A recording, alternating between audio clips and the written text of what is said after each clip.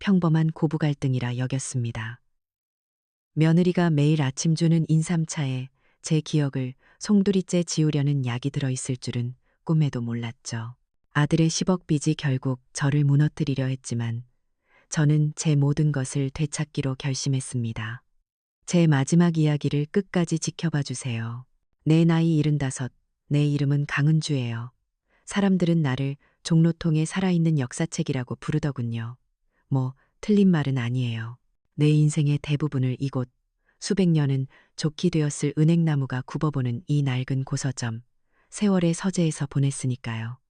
이곳은 그냥 가게가 아니에요. 내 아버지의 아버지에게서부터 내려온 우리 집안의 혼이고 정신이죠. 매일 아침 동이 트기 전에 푸르스름한 기운이 창호지에 스며들 때쯤 나는 잠에서 깨어나요. 제일 먼저 하는 일은 서점 마룻바닥을 정성껏 쓸고 닦는 일이에요. 삐걱이는 소리마저 정겨운 이 바닥에는 수많은 사람들의 발걸음과 세월의 이야기가 겹겹이 쌓여 있거든요. 그 다음엔 커다란 주전자에 보리차를 한가득 끓여놓죠. 책 먼지 마시며 일하다 보면 목이 칼칼해지기 마련이니까. 내 진짜 하루는 먼지떨이를 들고 서가 사이를 누비면서 시작돼요. 아침 햇살이 창살을 비집고 들어와 묵은 먼지들을 금빛 가루처럼 흩뿌리면 그 모습이 참 아름다워요. 나는 책 한 권 한 권을 조심스럽게 꺼내 부드러운 헝겊으로 닦아줘요. 마치 갓 태어난 아기를 다루듯이 말이에요. 책마다 품고 있는 사연이 다르고 세월의 흔적이 다르죠. 어떤 책은 누군가의 눈물 자국이 얼룩져 있고 어떤 책은 밑줄과 메모들로 빼곡해요. 그 흔적들을 더듬다 보면 책을 거쳐간 사람들의 희로애락이 내게로 와 말을 거는 것 같아요. 잉크와 종이가 삭아가는 냄새, 오래된 나무 책장에서 풍기는 향, 그 모든 것이 뒤섞인 이곳의 공기는 나에게 세상에서 가장 편안한 향수와도 같죠. 가게 문을 열 시간이 되면 옆집 찻집 주인인 임 여사가 어김없이 따끈한 쌍화차를 들고 찾아와요. 강 여사, 오늘 날이 쌀쌀한데 이거 한잔하고 시작해. 그 따뜻한 말 한마디가 내 하루를 든든하게 열어주죠. 건너편 떡집 사장님은 갓 쪄낸 시루떡을 한 조각 건네며 안부를 묻고 나는 그에게 어제 읽은 재미있는 역사 이야기 한 토막을 들려줘요. 우리는 그렇게 수십 년을 이웃하며 서로의 아침을 열어주는 가족 같은 사이가 되었어요. 서점 문을 열면 가장 먼저 찾아오는 손님은 늘 정해져 있어요. 바로 우리 서점에서 아르바이트를 하는 한지훈 학생이에요. 22살 풋풋한 문학도인데 어찌나 성실하고 마음이 깊은지 몰라요. 제 자식보다 더 나를 챙기는 것 같아 기특하기도 하고 짠하기도 하죠. 그날도 지훈이는 할머니, 안녕하세요 하고 씩씩하게 인사하며 들어왔어요. 손에는 자기가 밤새 쓴 논문 초고가 들려 있었죠.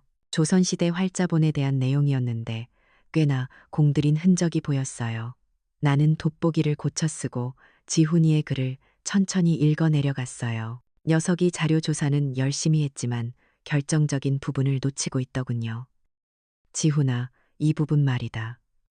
갑인자를 설명하면서 개미자를 너무 간과한 것 같구나. 두 활자의 주조 방식과 글자체의 차이가 그냥 기술의 차이가 아니란다. 그건 시대 정신의 변화를 담고 있는 거야. 개미자가 세종의 기상과 자신감을 보여준다면 갑인자는 문종의 섬세함과 예술적 깊이를 담고 단순한 정보의 나열이 아니라 그 행간의 숨은 사람의 이야기를 읽어야 진짜 공부가 되는 거란다. 내 설명에 지훈이의 눈이 동그래지며 반짝이기 시작했어요. 와, 할머니, 정말 대단하세요. 저는 그냥 책에 나온 대로만 정리했는데 녀석이 진심으로 감탄하는 모습을 보니 마음 한구석이 따뜻해졌어요. 이런 게 내가 이 서점을 지키는 이유 중 하나였죠. 지식은 그냥 쌓아두는 게 아니라 다음 세대에게 건네주고 함께 나눌 때 비로소 생명을 얻는 거니까요. 하지만 그 따뜻함은 서점문을 나서는 순간 싸늘하게 식어버리곤 했어요. 서점과 붙어 있는 살림집으로 들어서는 발걸음은 언제나 무거웠죠. 한 달 전부터 내 집에 들어와 살게 된 아들 내외 때문이었어요. 내 하나뿐인 아들 진우, 그리고 며느리 서연이. 진우는 참 똑똑한 아이였어요. 컴퓨터 공학을 전공해서 모두가 부러워하는 대기업에도 들어갔었죠. 그런데 몇 년 전 갑자기 회사를 그만두고 인공지능 관련 사업을 시작하겠다며 나섰어요. 나는 불안한 마음에 조금 더 신중하라고 말렸지만 아들은 어머니는 옛날 분이라 잘 모르세요. 이건 시대의 흐름이에요라며 내 말을 흘려들었죠. 결국 그 시대의 흐름이라는 것은 아들에게 10억 원이라는 어마어마한 빚만 남긴 채 끝나버렸어요. 그렇게 모든 것을 잃은 아들 내외가 결국 내게로 들어왔어요. 겉으로는 어머니 모시고 살고 싶어서요라고 했지만 속내를 모를 리 없었죠. 그날 이후로 우리 집의 공기는 완전히 달라졌어요. 진우는 방에서 거의 나오지 않았어요. 깊은 절망감에 사로잡혀 자기만의 동굴에 갇혀버린 것 같았죠. 더 나를 힘들게 하는 건 며느리 서연이었어요. 인테리어 디자이너인 서연이는 야망이 큰 아이였어요. 아들의 사업에 자기의 돈까지 전부 쏟아부었으니 오죽하겠어요. 하지만 그 화풀이가 내게로 향하는 건 견디기 힘들더군요. 내가 지훈이와 나눴던 이야기를 저녁상에서 무심코 꺼내자 서연이가 피식 웃으며 말했어요. 어머님, 그런 건 이제 인터넷 검색 한 번이면 다 나와요. 굳이 낡은 책 뒤져가면서 고생하실 필요 없는데. 그 말에는 날카로운 가시가 박혀 있었죠. 내 평생의 자부심과 지혜가 낡은 책과 고생이라는 단어 아래 하찮게 치부되는 순간이었어요. 나는 아무 말도 할 수 없었어요. 세대 차이라는 말로는 다 설명할 수 없는 거대한 벽이 우리 사이에 있다는 걸 느꼈죠. 그들은 내 세계를 이해하려 하지 않았고 나는 그들의 세계에 들어갈 수 없었어요.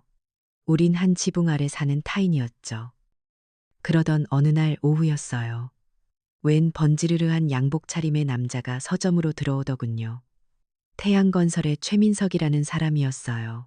그는 서점을 둘러보는 척하더니 대뜸 엄청난 액수의 돈을 제시하며 이곳을 팔라고 했어요. 이 일대가 곧 대규모 상업지구로 개발될 거라면서 여기가 바로 노른자위 땅이라는 표현을 쓰더군요. 나는 단호하게 거절했어요. 최 선생, 이곳은 돈으로 가치를 매길 수 있는 곳이 아니오. 여긴 내 남편과 나의 젊음이, 그리고 내 아버지와 할아버지의 삶이 담겨 있는 곳이오. 당신들이 쌓아 올릴 빌딩이 이곳에 쌓인 세월의 가치를 대신할 순 없지. 내 말에 그는 조금도 당황하지 않고 웃어 보였어요. 어르신, 너무 고집부리지 마십시오. 자제분들도 어르신 생각과는 다를 수 있습니다. 그 말을 남기고 그는 명함을 놓고 유유히 사라졌어요. 그 자제분들이라는 말이 내 심장에 비수처럼 꽂혔죠. 그날 밤 나는 잠을 이룰 수가 없었어요. 2층 내 방에서 내려다보면 아들 내외의 방에 불이 켜져 있었고 희미한 말소리가 들려왔어요. 그들의 대화는 온통 돈, 빚, 그리고 절망에 대한 것이었죠. 스마트폰 불빛에 비친 그들의 얼굴은 불안과 초조함으로 일그러져 있었어요. 최첨단 기술로 세상을 바꾸겠다던 아이들이 가장 원초적인 빚의 굴레에 갇혀 허우적거리고 있었죠. 그리고 나는 그들의 대화 속에서 내 이름과 고집이라는 단어를 몇 번이나 들었어요. 마치 그들의 모든 불행이 이 낡은 서점을 지키려는 내 고집 때문인 것처럼 말이에요. 며칠 뒤 온 가족이 함께 저녁을 먹는 어색한 시간이 찾아왔어요. 서연이는 억지로 밝은 목소리를 내며 말을 꺼냈죠. 어머님, 이 동네도 이제 좀 바뀔 때가 된 것 같아요. 저기 앞에 멋진 주상복합 건물이라도 들어서면 동네 분위기도 살고 얼마나 좋겠어요. 그 말은 최민석이 했던 말과 정확히 겹쳐졌어요. 나는 숟가락을 내려놓고 며느리를 똑바로 쳐다봤어요. 얘야, 사람의 이야기가 차곡차곡 쌓인 곳을 밀어버리면 그 기억들은 다 어디로 가겠니? 반짝이는 새 것만이 좋은 건 아니란다. 낡고 오래된 것들 속에는 그 순간이었어요. 내가 무슨 말을 하려 했는지 머릿속이 하얗게 비어버렸어요. 분명히 하고 싶은 말이 있었는데 가장 정확한 단어가 혀끝에서 맴돌기만 할 뿐 밖으로 나오지 않았어요. 평생을 말과 글로 살아온 나에게는 있을 수 없는 일이었죠. 짧은 정적이 흘렀고 나는 당황해서 얼굴이 붉어졌어요. 그때 서연이가 걱정스러운 표정을 지으며 말했어요. 어머님, 왜 그러세요? 어디 안 좋으세요? 하지만 그 걱정 어린 눈빛 뒤에서 나는 아주 찰나의 순간 번뜩이는 무언가를 본 것 같았어요. 안도감이었을까요? 아니면 어떤 계산이었을까요? 나는 애써 웃으며 아니다. 잠깐 피곤해서 그런가 보다 하고 얼버무렸지만 심장은 쿵쾅거리며 가라앉지 않았어요. 그날 밤 나는 잠든 척하며 아들 내외의 방문에 귀를 기울였어요. 어머니, 정말 이상하지 않아? 요즘 부쩍 깜빡깜빡 하시는 것 같아. 서연이의 목소리였어요. 피곤하셔서 그렇겠지. 아들의 대답에는 힘이 없었죠. 나는 조용히 이불을 뒤집었었어요. 외부의 탐욕과 내부의 절망이 나를 옥죄어 오는 것 같았어요. 하지만 그 무엇보다 나를 두렵게 한 것은 방금 전 내가 겪었던 기억의 공백이었어요. 내 평생의 무기이자 자부심이었던 기억과 지혜의 처음으로 균열이 생기는 순간 나는 어둡고 깊은 터널로 혼자 걸어 들어가는 듯한 공포를 느꼈어요. 그 터널의 끝에 무엇이 있을지 나는 감히 상상할 수조차 없었죠. 그저 불길한 예감이 그림자처럼 내 등 뒤에 드리워질 뿐이었어요. 그날 저녁 식탁에서 내뱉지 못했던 단어는 마치 작은 돌멩이처럼 내 마음속에 툭 떨어져 가라앉았어요. 처음에는 대수롭지 않게 여기려 했었죠. 나이가 들면 그럴 수도 있는 일이라고 평생 너무 많은 글자와 씨름하며 살았으니 머릿속이 잠시 쉬고 싶었을 뿐이라고 스스로를 다독였어요. 하지만 그 작은 돌멩이는 밤이 깊어질수록 차갑고 무거운 쇳덩이가 되어 내 의식을 짓누르기 시작했어요. 잠자리에 누우면 어둠 속에서 그날의 순간이 자꾸만 되풀이되었죠. 며느리 서연이의 걱정스러운 얼굴, 하지만 그 너머에서 언뜻 비쳤던 그 미묘한 빛, 그게 대체 무엇이었을까? 그날 이후 우리 집의 공기는 더욱 차가워졌어요. 아들 진우와 서연이는 마치 약속이라도 한 듯 내 눈을 피했죠. 그들의 절망이 이제는 날카로운 신경질이 되어 집안 구석구석을 떠다녔어요. 밤마다 그들의 방에서 새어나오는 소리 없는 전쟁, 즉 스마트폰 화면을 사이에 두고 벌이는 막막한 대화가 나를 잠 못 들게 했어요. 나는 그들이 결국 넘지 말아야 할 선을 넘었다는 것을 직감할 수 있었죠. 며칠 뒤부터였을 거예요. 서점 주변을 어슬렁거리는 낯선 얼굴들이 눈에 띄기 시작한 것이 험상궂은 인상에 딱 봐도 정직하게 살아온 사람들 같지는 않았어요. 그들은 물건을 사는 척 서점 안을 훑어보기도 하고 담벼락에 기대어 오랫동안 우리 집을 빤히 쳐다보기도 했죠. 동네 사람들도 수군거리기 시작했어요. 저 사람들이 왜 강여산의 집 주위를 맴도는지에 대해서요. 내 불안은 곧 확신으로 바뀌었어요. 어느 날 밤 창밖을 내다보는데 아들 내외가 그 낯선 사내들 중 하나와 골목 어귀에서 심각하게 이야기를 나누고 있더군요. 달빛 아래 돈 문제로 사람의 영혼이 얼마나 피폐해질 수 있는지가 똑똑히 보였어요. 아들은 고개를 숙인 채 아무 말도 못하고 있었고 서연이는 무언가를 다급하게 설득하고 있었죠. 그들이 사체에 손을 댔구나. 심장이 철렁 내려앉았어요. 그 무렵 태양건설의 최민석이라는 자가 다시 찾아왔어요. 이번에는 서점이 아니라 아들 내외를 따로 만난 모양이더군요. 나는 2층 서재 창문을 통해 그들이 근처 카페에서 만나는 것을 보았어요. 최민석은 마치 구원자라도 되는 양 여유로운 미소를 짓고 있었고 아들 내외는 지푸라기라도 잡는 심정으로 그의 말에 집중하고 있었죠. 나는 그들이 무슨 대화를 나누는지 들을 수 없었지만 그 풍경만으로도 거대한 음모가 시작되었음을 알 수 있었어요. 개발업자와 사채업자, 그리고 절망에 빠진 내 아들 내외.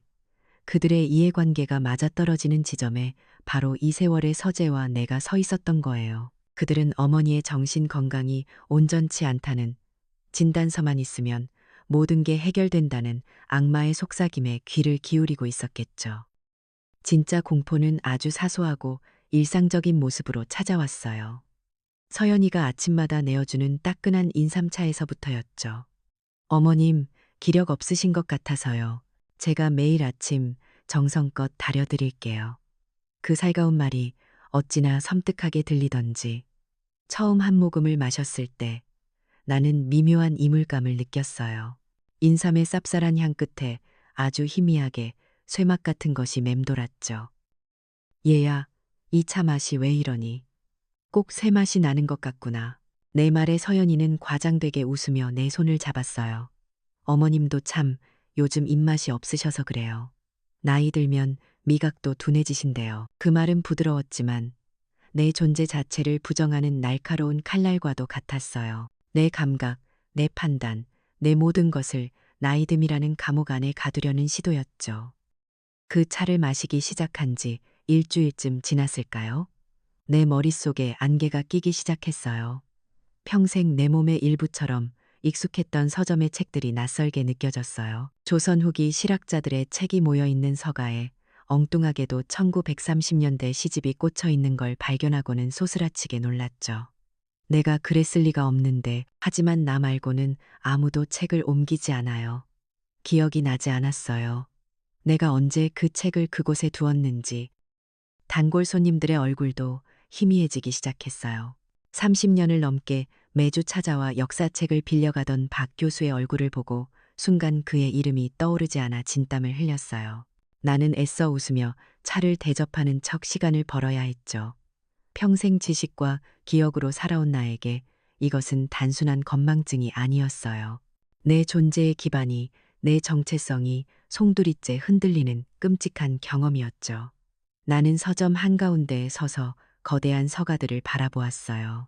저 수만 권의 책 속에 담긴 지식은 모두 기억하면서 정작 내 자신의 기억은 조각조각 부서져 내리고 있었어요. 서연이의 연기는 날이 갈수록 완벽해졌어요. 이웃들에게는 눈물을 글썽이며 어머니가 요즘 저를 못 알아보실 때도 있어요. 치매 초기 증세가 보이시는 것 같아 너무 속상해요라고 말하며 동정심을 샀죠. 옆집임 여사가 걱정스러운 얼굴로 나를 찾아왔을 때 나는 아무 말도 할 수 없었어요. 내가 나는 괜찮다고 말한들 누가 믿어주겠어요. 서연이는 이미 나를 판단력이 흐려진 늙은이로 만들어 놓았으니까요. 아들 진우는 그 모든 상황을 외면했어요. 아내는 나를 서서히 무너뜨리고 있었고 아들은 그 사실을 모를 리 없었죠. 하지만 10억이라는 빚의 무게는 아들의 마지막 남은 양심마저 짓눌러버린 것 같았어요. 녀석은 나와 눈이 마주칠 때마다 죄인처럼 고개를 숙였고 점점 더 자기 방으로 깊이 숨어 들어갔어요. 그 침묵과 방관이 서연이의 악행보다 더 내 가슴을 아프게 했어요. 어느 날 나는 마지막 힘을 내어 아들 내외를 앉혀놓고 이야기했어요.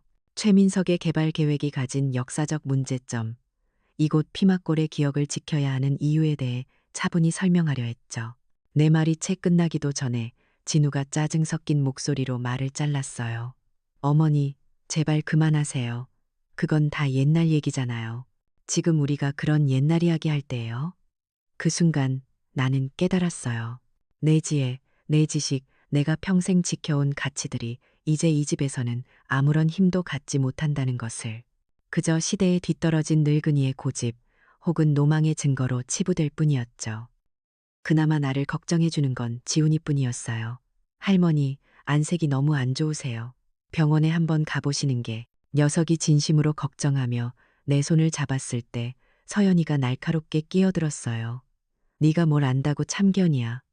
가족 일이니까 신경 꺼. 서연이는 지훈이를 경계의 눈빛으로 쏘아보며 나와 세상 사이를 가르는 마지막 문마저 닫아버렸어요. 소문은 전염병처럼 빠르게 퍼져나갔어요. 세월의 서재 강 여사가 이상해졌다는 이야기. 내가 평생 공동체의 일원으로 정을 나누었던 사람들이 나를 대하는 방식이 달라졌어요. 찻집에 들르면 떠들썩하던 대화가 순간 조용해졌고 떡집 사장님은 예전처럼 스스럼 없이 말을 거는 대신 안타깝다는 눈빛으로 나를 바라보기만 했죠. 나는 그들의 동정과 연민이 두려웠어요. 그건 나를 더 이상 동등한 인격체로 보지 않는다는 뜻이었으니까요. 나는 서서히, 하지만 확실하게 사회적으로 고립되고 있었어요. 결정타는 내가 전혀 예상치 못한 곳에서 날아왔어요. 어느 날 지훈이가 안절부절 못하며 스마트폰 화면을 내게 보여주더군요. 서연이가 만든 SNS 계정이었어요. 거기에는 내가 책더미 앞에서 멍하니 앉아 있는 사진, 찻잔을 들다 살짝 흘리는 영상 같은 것들이 올라와 있었죠. 그리고 그 밑에는 치매 시어머니, 힘들다, 그래도 사랑해 같은 해시태그가 달려 있었어요. 수많은 사람들이 힘내세요, 효녀시네요, 같은 댓글을 달고 있었죠. 내 가장 나약하고 혼란스러운 순간이 며느리의 위선을 증명하는 전시품으로 팔려나가고 있었던 거예요. 온몸의 피가 차갑게 식는 것 같았어요. 이제 나는 완벽하게 혼자였어요. 내 집, 내 서점 안에서 철저히 고립된 섬이 되었죠. 사방은 내가 평생 사랑했던 책들로 둘러싸여 있었지만 그 어떤 책도 지금의 나에게 위로가 되지 못했어요. 내 정신은 안개 속을 헤매고 내 기억은 도둑 맞았으며 내 정체성은 대중의 조롱거리로 전락했어요. 모든 것을 잃을지도 모른다는 막연한 불안감은 이제 눈앞에 닥친 현실적인 공포가 되었어요. 서연이의 독이 든 찻잔은 내 기억뿐만 아니라 내 삶 전체를 서서히 잠식하고 있었어요. SNS 화면 속 치매 시어머니라는 글자 아래에서 웃고 있는 내 모습은 내가 아는 강은주가 아니었어요. 그건 며느리 서연이가 만들어낸 허상, 동정과 관심을 구걸하기 위한 인형일 뿐이었죠. 나는 그 인형의 그림자 뒤에 갇혀 서서히 질식해가고 있었어요. 하루하루가 똑같았어요. 아침에 눈을 뜨면 서연이가 인삼차를 들고 미소와 함께 들어왔고 나는 거부할 힘도 없이 그 독이 든 친절을 받아 마셨어요. 차를 마시고 나면 머릿속에 자욱한 안개가 들어차는 것 같았죠. 시간의 감각은 무뎌지고 생각의 흐름은 자꾸만 끊겼어요. 며칠이 지났는지 무슨 요일인지도 희미해졌어요. 집이라는 공간은 나를 보호하는 울타리가 아니라 내 정신을 가두는 감옥이 되어버렸죠. 추석이 다가오고 있었어요.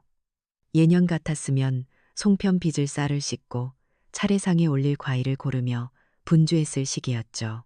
하지만 올해의 명절은 내게 아무런 설렘도 주지 못했어요. 오히려 서연이가 명절 음식을 준비하는 부산스러운 모습이 거대한 음모의 마지막 단계를 준비하는 것처럼 보여 두려웠어요. 가족이 함께 모여 조상께 감사하고 서로의 정을 나누는 날. 그 신성한 날이 나에게는 마지막 심판의 날처럼 다가오고 있었던 거예요. 그때 내 감옥 밖에서는 나를 구하기 위한 작은 움직임이 시작되고 있었어요. 나는 몰랐지만 내 충직한 학생 한지훈이는 내 걱정에 잠을 이루지 못하고 있었죠. 서연이에게 매몰차게 쫓겨난 뒤에도 녀석은 포기하지 않았어요. 매일같이 서점 근처를 맴돌며 내 소식을 궁금해했죠. 추석을 이틀 앞둔 날이었을 거예요. 지훈이는 과제 때문에 들른 카페에서 창가에 앉아 하필이면 들어오지 말았어야 할 장면을 목격하고 말았어요. 며느리 서연이가 그 험상궂은 사내들, 즉 사채업자들과 마주 앉아 있었던 거죠. 지훈이는 본능적으로 몸을 숨기고 그들의 대화에 귀를 기울였어요. 처음에는 돈 문제겠거니 했는데 대화는 점점 끔찍한 방향으로 흘러갔어요. 추석날이 돼야 명절이라 가족들 다 모이니까 의심도 안 할 거고 서연이의 목소리는 얼음장처럼 차가웠다고 해요. 배즙에 타서 드릴 거야. 이번엔 양을 좀 늘려서 다시는 회복 못 하시게. 그러면 진단서 받는 건 시간 문제니까. 그 말을 듣는 순간 지훈이는 온몸에 피가 얼어붙는 것 같았다고 했어요. 인삼차, 내 기억 상실, 치매라는 소문, 흩어져 있던 모든 퍼즐 조각이 독살이라는 끔찍한 그림으로 맞춰지는 순간이었죠. 그리고 운명의 추석날 아침이 밝았어요. 나는 약 기운에 취해 몽롱한 상태로 거실에 앉아 있었죠. 집안에는 명절 음식 냄새가 가득했지만 내 코에는 아무런 향기도 느껴지지 않았어요. 서연이는 유난히 다정한 목소리로 내게 다가왔어요. 그 손에는 맑은 배즙이 담긴 유리잔이 들려 있었죠. 어머님 차례 지내시기 전에 이거 한 잔 드시고 기운 차리세요. 그 얼굴은 천사의 미소를 하고 있었지만 나는 그 뒤에서 나를 향해 웃고 있는 악마를 보았어요. 나는 무기력하게 잔을 받아들었어요. 이걸 마시면 모든 게 끝난다는 것을 어렴풋이 느끼고 있었지만 저항할 기력조차 없었. 잔이 내 입술에 닿으려는 바로 그 순간이었어요. 쾅, 쾅, 쾅. 누군가 대문을 금방이라도 부술듯이 두드리기 시작했어요. 그리고 곧이어 터져 나온 지훈이의 절박한 외침. 할머니, 도망치세요. 제발요.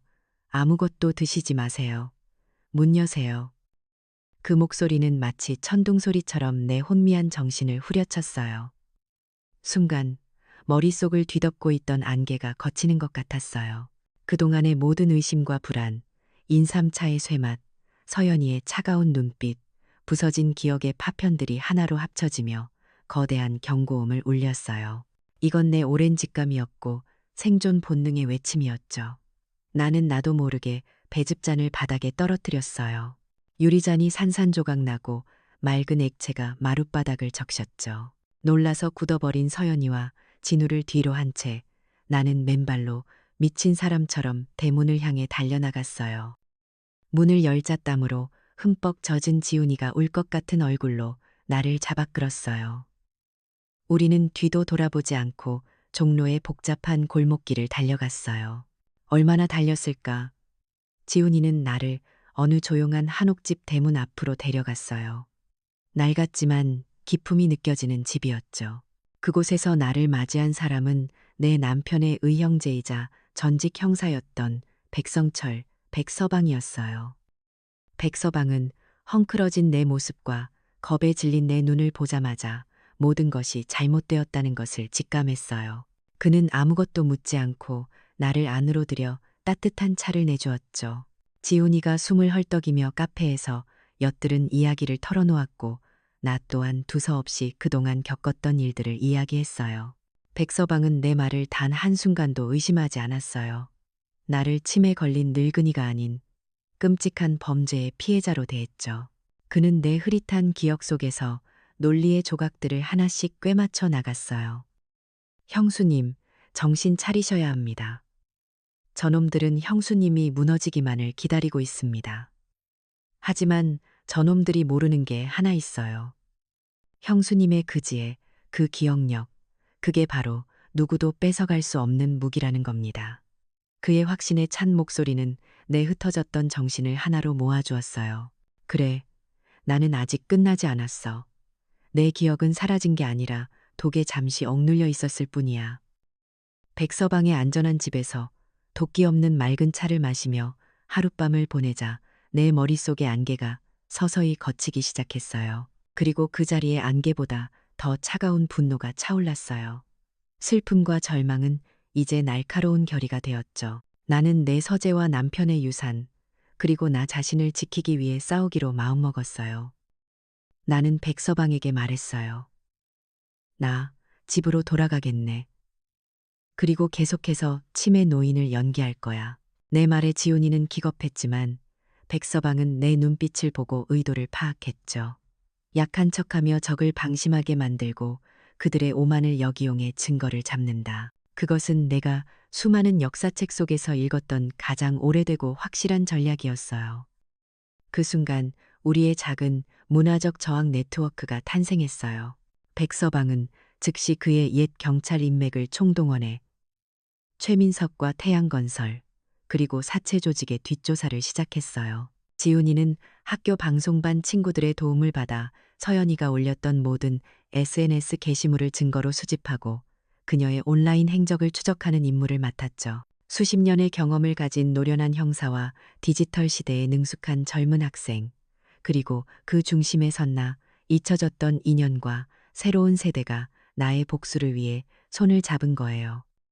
집으로 돌아가기 전 백서방은 내게 작은 상자를 건넸어요. 그 안에는 옷깃에 다는 초소형 카메라와 만년필 모양의 녹음기, 그리고 위급할 때 누를 수 있는 비상 버튼이 들어 있었죠. 지금까지 나를 공격하던 현대 기술이 이제는 내 손에서 진실을 밝힐 가장 강력한 무기가 될 참이었어요. 나는 그 차가운 기계들을 손에 쥐었어요. 그리고 조용히 맹세했죠. 내가 평생 책을 읽으며 배운 단 하나의 진리, 모든 이야기의 끝에는 반드시 권선징악이라는 결말이 있다는 것을 내 삶으로 증명해 보이겠다고 말이에요. 내 눈은 더 이상 두려움으로 흔들리지 않았어요. 그곳에는 총명함과 차가운 결단력만이 섬광처럼 빛나고 있었죠. 백서방의 집을 나서는 내 발걸음은 천근만근 무거웠지만 마음은 강철처럼 단단했어요. 다시 돌아가는 집은 더 이상 내게 안식처가 아니었죠. 그곳은 내가 직접 들어가야 하는 적의 소굴이자 모든 것을 끝내야 할 전쟁터였어요. 대문 앞에 서서 심호흡을 한 번 했어요. 나의 연기는 지금부터 시작이었죠. 문을 열고 들어서자 거실에 있던 아들 내외가 화들짝 놀라 나를 쳐다봤어요. 그들의 얼굴에는 당황스러움과 안도감, 그리고 아주 엷은 실망감이 복잡하게 뒤섞여 있었죠. 추석날 뛰쳐나간 늙은 어머니가 혹시 길에서 쓰러지기라도 했을까봐 걱정은 됐지만 한편으로는 이대로 사라져 주길 바랐을 테니까요. 서연이가 가장 먼저 달려와 내 팔을 붙잡았어요. 어머니, 어디 갔다 이제 오세요. 저희가 얼마나 걱정했는지 아세요? 그 목소리에는 눈물기마저 서려 있었지만 나는 그 연기 뒤에 숨은 차가운 계산을 읽을 수 있었어요. 나는 아무 말 없이 초점 없는 눈으로 허공을 바라봤어요. 입을 살짝 벌린 채 겁에 질린 아이처럼 멍한 표정을 지었죠. 내가 연기해야 할 인물은 완전히 무너져버린 치매 노인이었으니까요. 내 모습에 서연이는 더욱 확신을 얻은 듯 진우에게 눈짓을 보냈어요. 이제 이 늙은이는 자기들 소나기에 완전히 들어왔다고 그렇게 믿고 있었겠죠. 그날 밤부터 나의 위험한 이중 생활이 시작됐어요.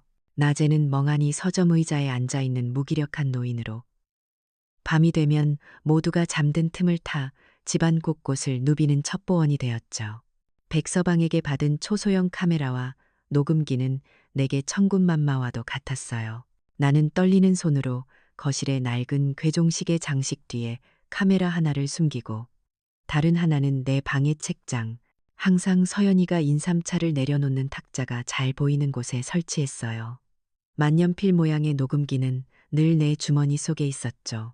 삐걱이는 마룻바닥 소리에 심장이 철렁 내려앉기를 수십 번.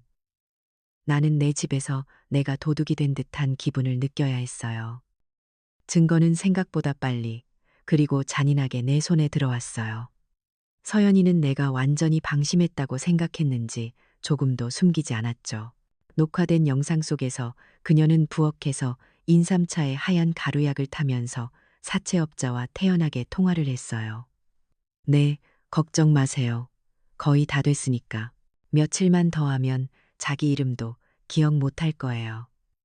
그 목소리를 듣는 내내 나는 온몸의 피가 거꾸로 솟는 것 같았어요.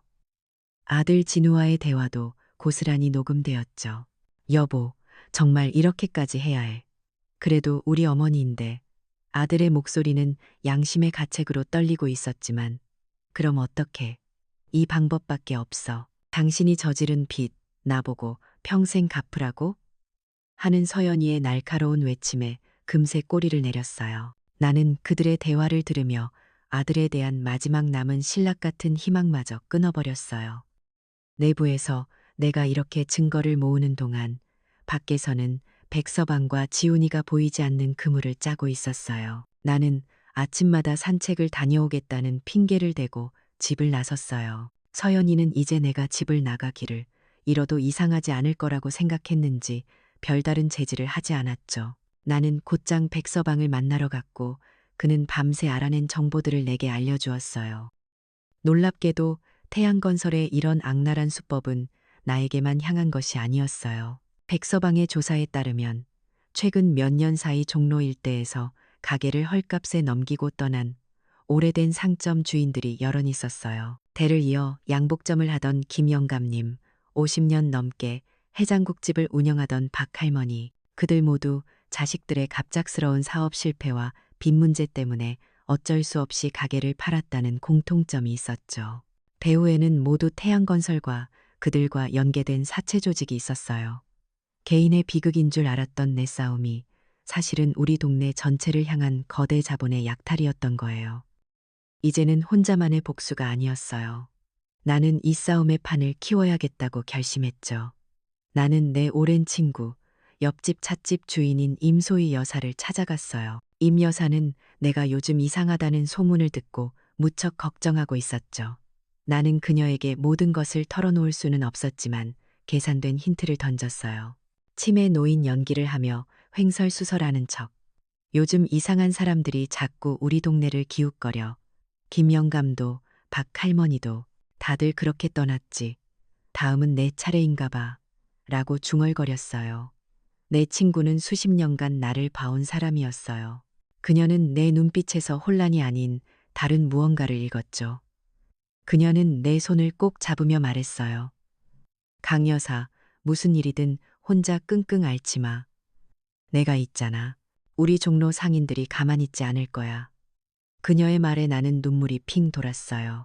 서연이가 끊어놓으려 했던 내 소중한 관계들이 다시 단단하게 이어지는 순간이었죠. 가장 결정적인 무기는 역설적이게도 내 서점 가장 깊숙한 곳에 잠들어 있었어요. 지훈이는 아르바이트 시간마다 나와 함께 서점 지하석으로 내려갔어요. 우리는 오래된 책들을 정리한다는 명목 아래 진짜 보물찾기를 시작했죠.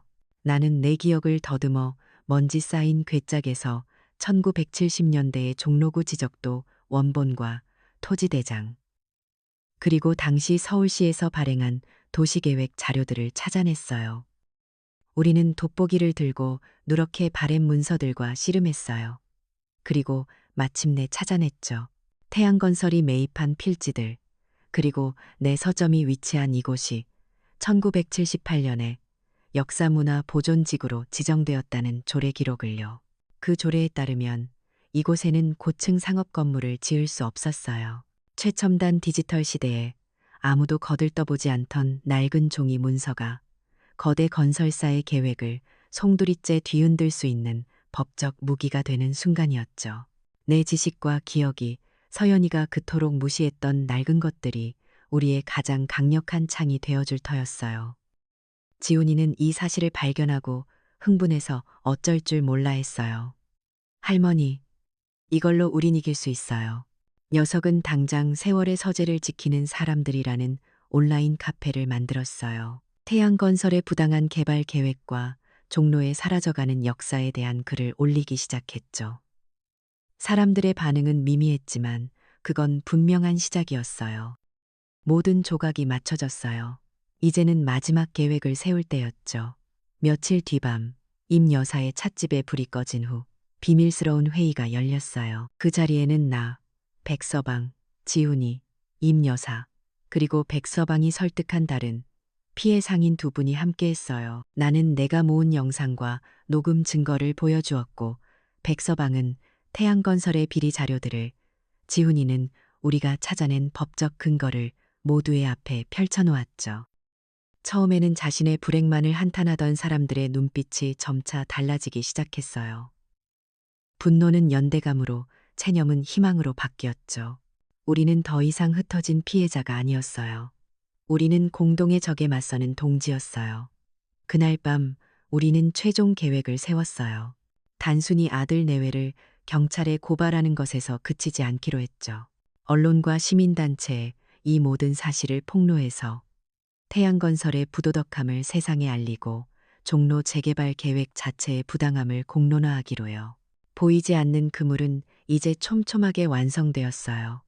이제 남은 것은 그물을 던져 저 거대한 악을 끌어올리는 것뿐이었죠. 나는 조용히 찻잔을 들었어요. 차가운 결의가 내 온몸에 퍼져나갔어요. 마침내 결전의 날이 밝았어요. 그날 아침의 공기는 유난히 무겁고 축축하게 느껴졌죠. 마치 거대한 폭풍우를 앞둔 숲속처럼 집안은 불길한 고요함에 휩싸여 있었어요. 나는 내 인생 최고의, 그리고 마지막이 될지도 모를 연기를 위해 마음을 다잡았어요. 거울 앞에 서서 일부러 머리를 더 헝클어뜨리고 초점 없는 눈빛을 연습했죠. 심장은 갈비뼈를 부술듯이 쿵쾅거렸지만 겉으로는 금방이라도 쓰러질 듯 위태로운 노인의 모습을 하고 있었어요. 약속된 시간이 되자 손님들이 도착했어요. 최민석은 값비싼 향수 냄새를 풍기며 위선적인 미소와 함께 들어섰고, 그 뒤를 따른 사채업자들은 노골적인 탐욕을 감추지 않은 채 서점 내부를 훑어보았죠. 나는 텅 빈 눈으로 그들을 올려다보며 그들의 얼굴 하나하나를, 그들의 오만한 표정 하나하나를 내 기억 속에 각인시켰어요. 그들은 나를 살아있는 인간으로 보고 있지 않았어요. 그저 자신들의 성공을 가로막고 있는 마지막 장애물, 곧 치워버려야 할 낡은 가구 정도로 여기고 있었죠. 며느리 서연이는 그들의 주인이자 하수인 역할을 동시에 하고 있었어요. 그녀는 최민석 일당에게는 아양을 떨었고 나에게는 동정심을 가장한 감시의 눈길을 거두지 않았죠. 그녀는 내게 마지막 인삼차를 건넸어요. 나는 그 찻잔을 받아들고 그 안에 담긴 투명한 액체를 오랫동안 들여다보았어요. 이 잔인한 연극의 마지막 막을 장식할 소품이었죠. 그리고 내 아들 진우, 녀석은 창가에 등을 돌린 채 서서 차마 이쪽을 보지 못하고 있었어요. 그 애처로운 뒷모습에서 나는 연민이 아닌 경멸을 느꼈어요. 악행을 저지르는 자보다 그것을 묵인하는 자가 더 비겁한 법이니까요. 마침내 두꺼운 위임장 서류 뭉치가 내 앞에 탁자 위에 놓였어요. 내 아버지의 피와 내 남편의 땀과 나의 인생이 담긴 이 모든 것을 단돈 몇 푼과 맞바꾸는 계약서였죠. 서연이는 내 손에 억지로 펜을 쥐어 주었어요. 나는 일부러 손을 사시나무 떨듯 떨었어요. 펜이 종이에 닿을 듯 말 듯 위태로운 움직임을 반복했죠. 그들의 얼굴에 초조함과 짜증이 서리는 것이 보였어요. 바로 그때였어요. 나는 힘이 없는 척 펜을 손에서 놓쳐버렸어요. 툭 하는 소리와 함께 펜이 마룻바닥으로 굴러갔죠. 모두의 시선이 바닥에 펜으로 향하는 그 찰나의 순간 나는 탁자 밑으로 숙이는 척하며 주머니 속에 넣어두었던 비상 버튼을 힘껏 눌렀어요. 아무 소리도 나지 않았죠. 하지만 나는 알 수 있었어요. 보이지 않는 그물이 마침내 거두어지고 있다는 것을. 서연이가 짜증을 내며 펜을 주어 다시 내 손에 쥐어주려는 순간이었어요. 쾅, 쾅, 굉음과 함께 서점의 앞문과 살림집의 뒷문이 동시에 열어젖혀졌어요. 약속된 신호였죠. 그곳으로 수십 명의 경찰들이 순식간에 쏟아져 들어왔고 그 선두에는 싸늘한 얼굴에 백서방이 서 있었어요. 순식간에 아수라장이 되었어요. 최민석과 사채업자들은 얼굴이 하얗게 질려 어쩔 줄 몰라 했고 서연이는 비명을 질렀죠. 그리고 나는 아주 천천히 굳었던 허리를 꼿꼿이 폈어요. 내 눈에서 혼란과 공포의 그림자가 걷히고 그 자리에 얼음처럼 차갑고 강철처럼 단단한 빛이 들어찼죠. 나는 의자에 앉은 채로 방 안의 모든 사람들을 내 아들과 며느리부터 최민석과 경찰들까지 한 사람 한 사람 아주 천천히 둘러보았어요. 내 갑작스러운 변화에 그들은 경찰의 등장보다 더 큰 충격을 받은 듯 보였어요. 나는 가장 먼저 최민석에게 시선을 고정시켰어요. 그리고 내 평생 가장 또렷하고 냉정한 목소리로 말했죠. 최민석 씨, 당신이 그토록 탐내던 이 땅 말입니다. 내 목소리는 더 이상 가냘프게 떨리지 않고 서점의 묵직한 공기를 가르며 울려 퍼졌어요. 당신 회사가 사들인 이 주변 필지들, 1978년 11월 7일에 공포된 서울시 도시계획법에 따르면 문화재 보호구역으로 지정되어 당신이 꿈꾸는 그런 빌딩은 애초에 지을 수도 없는 땅입니다. 법이 그렇더군요. 당신이 무시했던 바로 이 낡은 책 속에 그 모든 기록이 똑똑히 남아 있었습니다. 나는 품속에서 두툼한 서류 봉투를 꺼내 백서방 옆에 있는 형사에게 건넸어요. 여기, 이 안에는 지난 몇 주간 내 며느리가 내 찻잔에 독을 타는 장면이 담긴 영상과 당신들 모두가 이 범죄를 공모하는 내용이 담긴 녹음 파일이 들어 있습니다. 그리고 한지훈 학생이 찾아낸 역사적 자료들과 법적 근거들도 함께 들어 있지요. 형사들이 부엌으로 달려가 서연이가 숨겨두었던 약병을 찾아냈고 한 형사가 내 녹음기의 일부를 재생했어요. 서연이가 사채업자와 통화하며 내뱉었던 그 끔찍한 말들이 서점 안에 울려 퍼졌죠. 며칠만 더 하면 자기 이름도 기억 못할 거예요. 서연이는 그 자리에 주저앉아 절규했고 최민석의 얼굴은 잿빛으로 변했어요. 모든 것이 끝났죠. 경찰서의 차가운 형광등 불빛 아래 나는 완전히 무너져버린 내 아들과 며느리를 마주했어요. 취조실의 유리창 너머로 보이는 그들의 모습은 한없이 초라했죠. 백서방의 배려로 나는 그들과 마지막으로 대면할 수 있었어요. 서연이는 나를 보자마디어 바닥에 엎드려 잘못했다고 빌었지만 나는 조금도 흔들리지 않았어요. 나는 내 아들, 진우를 똑바로 쳐다보며 말했어요. 나는 너에게 재산을 물려주려 한 것이 아니었다. 내가 평생을 바쳐 지켜온 이 서점의 역사와 그 안에 담긴 사람들의 이야기를 물려주려 했다. 하지만 너희는 그 모든 것을 돈과 바꾸려 했지. 너희는 그 유산을 받을 자격이 없다. 그 말을 끝으로 나는 그들에게서 완전히 돌아섰어요. 내 아들의 흐느낌이 등 뒤에서 들려왔지만 나는 단 한 번도 뒤돌아보지 않았어요. 한때 내 전부였던 가족과의 연결고리가 그렇게 끊어지는 순간 내 가슴에는 슬픔보다 더 큰 무언가가 자리 잡고 있었어요. 그것은 정의를 바로 세운 자의 비장함이었을 거예요. 취조실을 나오자 백서방과 지훈이가 나를 기다리고 있었어요. 지훈이는 눈물을 글썽이며 내게 스마트폰 화면을 보여주었죠. 녀석이 만든 온라인 커뮤니티는 그야말로 폭발하고 있었어요. 종로 고서점 할머니, 거대 건설사 비리 폭로라는 제목의 게시글은 실시간으로 수천 개의 댓글과 공유가 이루어지고 있었죠. 경찰 출동 장면과 내가 최민석에게 일가라는 장면을 담은 짧은 영상은 순식간에 퍼져나가고 있었고요. 내 싸움은 더 이상 나 혼자만의 것이 아니었어요. 며칠 사이 세상은 내 이야기로 들끓었어요. 모든 언론과 방송이 연일 이 사건을 대서특필했죠. 태양건설에 대한 비난 여론이 들불처럼 번지면서 시민들 사이에서는 자발적인 불매운동이 시작되었어요.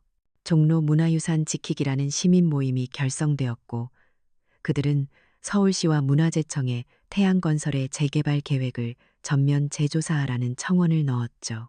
결국 여론에 밀린 서울시는 재개발 계획을 전면 백지화하고 태양건설에 대한 대대적인 세무조사와 수사에 착수했어요. 나는 며칠 만에 다시 내 서점으로 돌아왔어요. 집안을 가득 채웠던 탐욕과 절망의 공기는 사라지고 익숙한 책 냄새만이 나를 맞이했죠. 그런데 서점 앞 풍경이 완전히 달라져 있었어요. 서점 대문 앞에는 나를 응원하는 시민들이 두고 간 꽃다발과 편지, 작은 선물들이 산처럼 쌓여 있었어요. 할머니, 저희가 지켜드릴게요. 정의는 살아있습니다. 당신은 우리의 영웅입니다. 삐뚤빼뚤한 글씨로 쓰인 그 응원의 메시지들을 읽으며 나는 나도 모르게 뜨거운 눈물을 흘렸어요. 나는 더 이상 고립된 섬이 아니었어요. 내 작은 저항은 거대한 파도가 되어 이 차가운 세상의 벽을 향해 세차게 부딪히고 있었던 거예요. 그 순간의 벅찬 감동은 내 평생 겪었던 그 어떤 기쁨과도 비교할 수 없는 것이었어요. 폭풍이 지나간 자리는 고요했어요. 세상의 모든 소음이 한꺼번에 멎어버린 듯 내 서점과 내 마음에는 깊은 평화가 찾아왔죠. 문 앞에 쌓였던 꽃다발과 편지들은 모두 정성껏 정리했고 나를 향한 세상의 떠들썩한 관심도 시간이 흐르면서 서서히 잦아들었어요. 이제 남은 것은 이 모든 상처와 승리를 딛고 앞으로의 날들을 어떻게 살아갈 것인가 하는 질문뿐이었어요. 몇 달 후 재판 결과가 나왔어요. 나는 법정에 가지 않았지만 백서방이 모든 소식을 빠짐없이 전해주었죠. 내게 씻을 수 없는 상처를 준 며느리 서연과 종로 상인들의 피눈물을 뽑아내려 했던 최민석 일당은 모두 죄질이 나쁘다 하여 중형을 선고받았어요. 당연한 결과였지만 마음 한구석이 시원하기보다는 그저 텅 빈 것처럼 느껴졌어요. 복수의 끝은 이토록 허무한 것인가 싶었죠. 가장 마음이 복잡했던 건 아들 진우의 판결이었어요. 녀석은 범행에 직접 가담하지 않았고 수사에 협조했다는 점이 참작되어 집행유예를 선고받았다고 해요. 법적으로는 자유의 몸이 된 것이죠. 며칠 뒤 녀석이 비에 젖은 생쥐꼴로 서점 대문 앞에 나타났어요. 문을 열어달라고, 잘못했다고, 용서해달라고 애원했죠. 나는 차마 그 모습을 볼 수가 없어 창문 너머로 녀석의 그림자만 오랫동안 바라보았어요. 마음이 흔들리지 않았다면 거짓말이겠죠. 내 배 아파 낳은 자식이니까요. 하지만 나는 알고 있었어요. 지금의 용서는 진정한 용서가 아니라 값싼 동정이 될 뿐이라는 것을. 녀석에게는 벌보다 더 혹독한 스스로를 돌아볼 시간이 필요했어요. 나는 문을 열어주는 대신 두꺼운 역사책 한 권을 보자기에 싸서 창문 틈으로 내밀었어요. 실패한 왕조가 어떻게 다시 일어서려 노력했는지에 대한 기록이 담긴 책이었죠. 그리고 그 안에 짧은 편지 한 장을 넣어두었어요. 네가 실패한 바로 그곳에서부터 다시 시작하거라. 뿌리를 모르는 나무는 결코 제대로 자랄 수 없는 법이다. 녀석은 한참 동안 그 책을 품에 안고 서 있다가 소리 없이 돌아서더군요. 그것이 나와 내 아들의 마지막이었어요. 그건 단절이었지만 한편으로는 내가 아들에게 줄 수 있는 가장 진실한 사랑의 방식이었을지도 몰라요. 그렇게 개인적인 관계들을 정리하고 나니 이제 내가 지켜낸 이 서점을 어떻게 해야 할지가 숙제로 남았어요. 사건 이후 세월의 서재는 단순한 고서점이 아니라 전국적인 명소가 되어 있었죠. 매일같이 수많은 사람들이 찾아왔고 여러 기관에서 후원과 지원을 하고 싶다는 연락이 쇄도했어요. 나는 이 모든 관심과 지지를 개인의 행운으로 여기고 싶지 않았어요. 이건 내게 주어진 새로운 사명이었죠. 나는 백서방과 지훈이 그리고 임 여사를 불렀어요. 우리는 이제 피를 나눈 가족보다 더 끈끈한 사이가 되어 있었죠. 나는 그들에게 내 계획을 말했어요. 이 서점을 더 이상 나 개인의 소유가 아닌 우리 모두의 문화유산으로 만들고 싶다고요. 모두가 내 뜻에 기꺼이 동참해 주었어요. 우리는 함께 밤을 새워가며 서점의 미래를 그렸죠. 그렇게 몇 달간의 노력 끝에 세월의 서재는 새로운 모습으로 다시 태어났어요. 서점의 절반은 예전 모습 그대로 고서점으로 남겨두었고 나머지 절반은 종로 이야기 박물관이라는 이름의 작은 전시 공간으로 꾸몄어요. 우리가 찾아냈던 옛 지도와 토지대장, 그리고 태양건설의 만행에 맞서 싸웠던 기록들, 종로의 오래된 가게들의 사진과 물건들을 전시했죠. 백서방은 자신의 경험을 살려 박물관의 보안과 운영 시스템을 총괄해 주었고, 임 여사는 박물관 한쪽에 작은 찻집을 열어 방문객들에게 따뜻한 차와 함께 종로의 옛 이야기를 들려주는 역할을 맡았어요. 그리고 지훈이는 나의 가장 자랑스러운 제자는 이 모든 아날로그 기록들을 최첨단 장비로 스캔하고 정리해서 영구 보존이 가능한 디지털 아카이브로 구축하는 중책을 맡았죠. 우리는 함께 웃고 함께 땀 흘리며 파괴의 상처 위에 새로운 희망을 건설하고 있었어요. 내 이야기는 사회적으로도 작은 파장을 일으켰어요. 어느 날 국회에서 향토 문화유산 보호에 관한 특별법 공청회가 열린다며 내게 증인으로 출석해달라는 요청이 왔. 나는 평생 책만 읽던 늙은이지만 용기를 내어 그 자리에 섰어요. 나는 내 개인적인 아픔이나 복수에 대해 이야기하지 않았어요. 대신 사라져가는 것들의 소중함에 대해 말했죠. 하나의 낡은 건물이 무너지는 것은 단순히 벽돌 몇 장이 사라지는 것이 아니라 그곳에 깃든 수많은 사람들의 웃음과 눈물, 한 시대의 기억이 함께 사라지는 것이라고요.